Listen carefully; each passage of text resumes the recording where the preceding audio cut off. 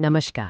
आज आपण महाराष्ट्र प्रादेशिक आणि नगर नियोजन MRTP कायदा 1966 च्या नियम 51 ते 58 विषयी मराठीत सविस्तर माहिती घेणार आहोत.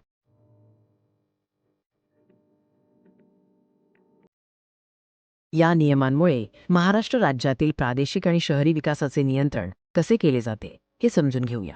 हे नियम नियोजन आणि अंमलबजावणीसाठी महत्त्वाचे आहेत.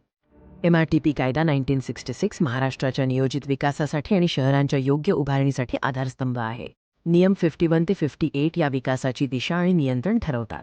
नियम 51 नियोजनाच्या मूलभूत संकल्पनांशी संबंधित आहे. यामध्ये प्रादेशिक योजना, विकास योजना आणि विशेष नियोजन प्राधिकरणाचे नियोजन समाविष्ट असते. हा नियम स्थानिक प्राधिकरणांना त्यांच्या कार्यक्षेत्रातील विकास योजना तयार करण्याचे आणि त्यांची अंमलबजावणी करण्याचे अधिकार देतो, ज्यामुळे योग्य विकास साधला जातो. नियम 52 अंतर्गत विकासाचे नियंत्रण केले जाते.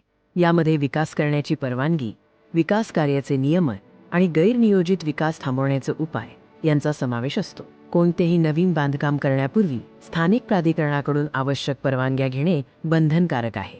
अनधिकृत बांधकामावर कारवाई करण्याची तरतूद देखील या नियमात आहे.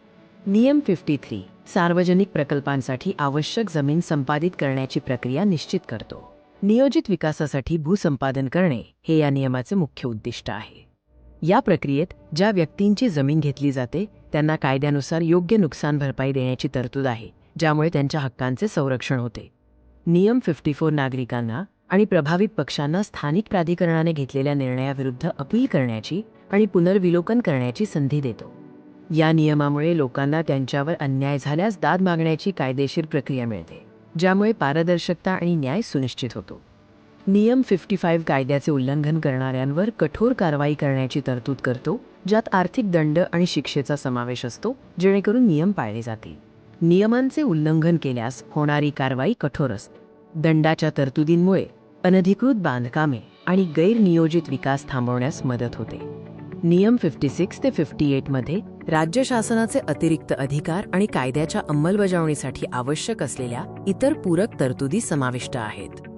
या नियमांमुळे कायद्याची प्रभावी अंमलबजावणी करण्यासाठी मार्गदर्शन मिळते आणि आवश्यक असल्यास पूरक नियम बनवण्याचे अधिकार राज्य शासनाला मिळतात. या नियमांमुळे महाराष्ट्रात नियोजित आणि नियंत्रित विकास साधला जातो. नागरिकांनी या नियमांचे पालन करून राज्याच्या विकासात सक्रिय सहभाग घ्यावा.